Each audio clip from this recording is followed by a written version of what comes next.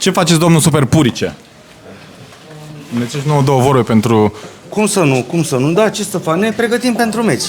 Am văzut că aseară că ai cântat și facem o piesă și eu vreau să fac o piesă. Facem, ideea e că nu știu pe ce gen de muzică să mă apuc, Aici pe mai multe. Să mă apuc de trap, că e la mod acum. Eu sunt cu de-astea mai vechi, cu lăutărești, cu de-astea mai vechi. Acum nu știu, să vedem de ce. Un mesaj pentru adversarul tău, Țigu de la Oradea. Ia să vedem ce îi transmiți înainte acum. La rece.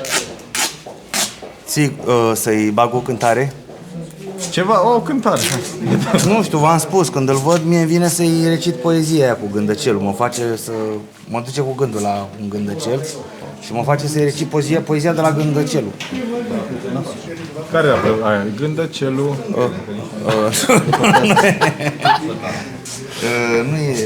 Nu e cântec, este o poezie. Ah. Da.